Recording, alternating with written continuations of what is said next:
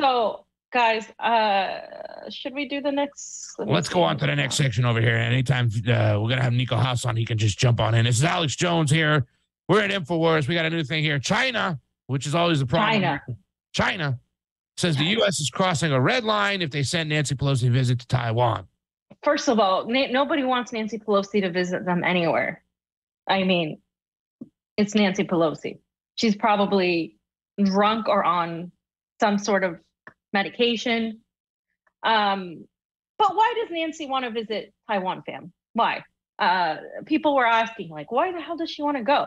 So according to the AP, which we know from last time's show had a connection with the Nazis back in the day, they said that Pelosi has been a staunch critic of China throughout her more than 3 decades in Congress, once unfurling a banner on Beijing's Tiananmen Square, memorializing those killed in the bloody crackdown on pro-democracy protesters in 1989. She was also a strong supporter of the 2019 pro-democracy protests in Hong Kong. No surprise there. We all know this, making her a target of the criticism from Beijing. This is how the AP writes. Nancy wants to go there, fans, because the United States wants to control Taiwan, to destabilize China. That's why they're going to go. We've said this before the situation happened with Ukraine, that they were going to go after China next, because this is all about that. That's why this is all about this Cold War they're pushing, this nuclear type of prodding they're doing, right? Yeah. And according to the AP, and I believe this to be true, Taiwan enjoys strong bipartisan support in Congress. Yes, they do, because Congress is so anti-China that they might as well just, like, Sam? I don't know. I don't think we should say they're anti-China. I just think we should say they are so pro-war, because it's not. It seems like every single war, they're also anti-Russia. They're also anti-friggin' anybody who doesn't listen to them. They are regime change aficionados. That's what we have. Even when we have a show, yesterday we had on Tim Canova, who's been critical of China. You know how Steven is with China. Even they say this whole kind of poking the bear with going to Taiwan is bullshit. Like, why? You don't have to love China to be anti-war with China. Yeah. You don't. And you don't have to agree with how they conduct their politics or their economy, their ideology. You can be critical of them. But this is a whole other thing. This is trying to wage war with this other superpower and trying to say that the United States is in the right to do that. The United States has nothing to do with China's domestic issues. It's a sovereign country. Let China handle it. But the people can't understand that because they allow their China blinders to take them. Like, wow, China is going after this independent Republic of Taiwan and blah, blah, blah, blah, blah. The same thing they did with Hong Kong. And so that's how they get the progressives, and that's how they get even some of the neocons. Well, these people want to be free of China's authoritarian blah, blah, blah. It's like, well, is that your problem? And if you care about helping somebody, where's Yemen? Where are the Palestinians? I mean, it's just such bullshit. They don't ever have an answer to that. Yep. And Pelosi said it was important for us to show support for Taiwan. Oh, okay. And so Taiwan's President Tsai Ing-wen has defied Beijing's threats, and her administration has favored core democratic values and liberal policies close to Pelosi's heart. Really? What are those? Saying we feed them and not paying attention to your citizens where you live in San Francisco, that's her district, right? And people are literally stealing and breaking into places, and there's homelessness everywhere. Those are the policies close to Nancy Pelosi's heart, by the way, including, here it is, same-sex marriage and strong social security net. Okay.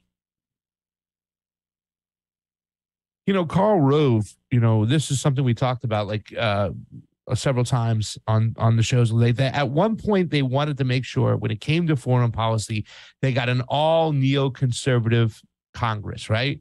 So I think they sought out, and this is the plan, and I don't know who it is and stuff like that, but you got a bunch of Democrats in there now who will push back on social issues no matter what, the shit that really doesn't come to the forefront, to make themselves look so different when it comes to the Republicans But yet, when it comes to foreign policy, when it comes to war, they are on the same page. We have a bunch of neoconservatives. Wouldn't this be a spot where we would think that the Squad, right, which obviously now we're so down the path that we understand who they are, they're nothing but a bunch of freaking, to call them a psyop is not off the mark. It might be, whatever the case may be, they're definitely cowards or chickens or whatnot. But wouldn't this be a spot for someone, fam, to stand up and saying this saber rattling with one of the other nuclear powers is ridiculous? What business do we have messing with Taiwan? That we have a one China policy over here. We should let it be. Nancy Pelosi couldn't go there. This is ridiculous. This is a time where you think that there's anybody who's anti-war within the government would stand up and say what's going on. I would even like to see some of the people who are anti-China come out and go directly the opposite of what Mitch McConnell and all these other assholes are saying, fam. But you don't have that. No, you don't have that because, again, the United States, what's left in Congress is basically a bunch of imperialists or imperialist light. And even the ones that are, that say stuff about, freedom of speech or talk about not being interventionists. Well, when it comes to China, their China hater blocks are so strong that they know they're China is an authoritarian, blah, blah, blah, blah, blah. It's like, even if that's true, that's none of your business. It's none of this country's business. It's literally let the people of China handle it themselves. So China said that they were going to respond if the U.S. House Speaker goes and visits. And I don't think they're bluffing, guys. And she would be the second in line to the presidency. And so she is the highest ranking U.S. politician that would be visiting. And so I have a video here, if Oz can cowboy it. This is an important video. And the video is a Chinese official responding to the question of what is China, how does China feel about Pelosi going to China? And he answers very sternly about how China feels. So, yeah, let's play it, Oz. 国的一个官员表示，如果佩洛西访问台湾，美国军方将增加在亚太地区的军事活动，包括战斗机。那你对此有何回应？谢谢。这一天你恐怕没来吧？我们已经多次表明坚决反对佩洛西众议长访台的严正立场。如果美方一意孤行，挑战中方底线，必将遭到坚决反制。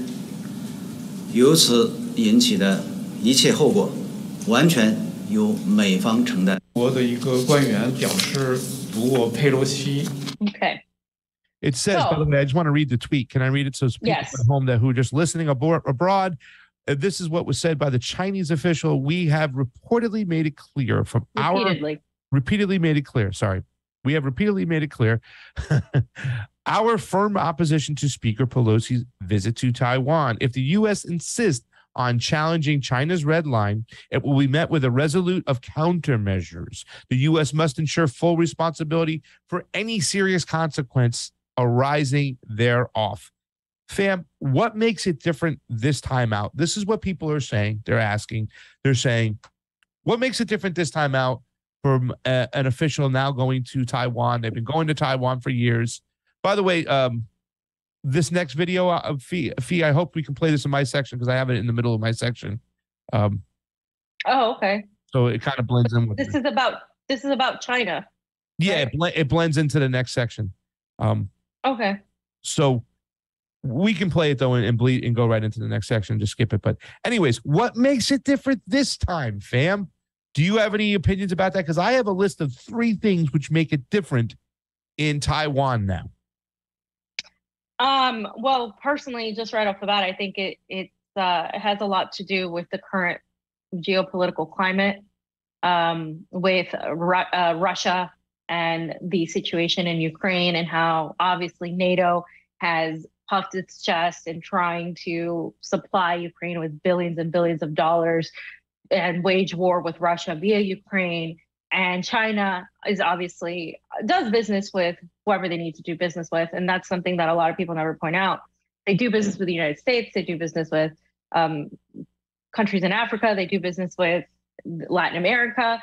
But China is backing Russia in this. They have stood against the sanctions. They have repeatedly said that they're against this conflict, that the West and NATO are the ones breaking their promises. And this isn't the first time the United States has tried this with China. They tried it with Hong Kong.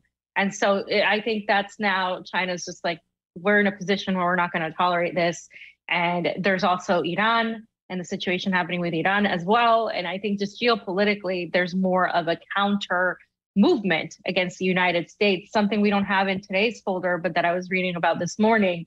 They didn't even talk about it at that time, is there are anti-NATO and anti-USAID protesters in Congo.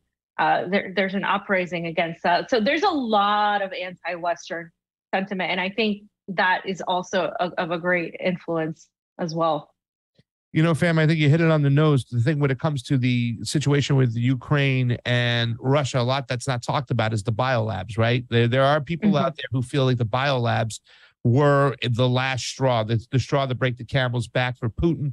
Some people feel it was the fact that Zelensky said he was going to look for nuclear weapons, try to get nuclear weapons.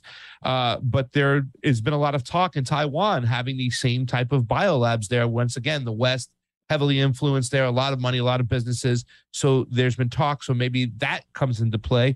And yeah, you know, the United States tried it with Hong Kong. That's something else that's going on is now the situation for Beijing and Hong Kong is solidified it. They have it under control. They have the laws in place right now.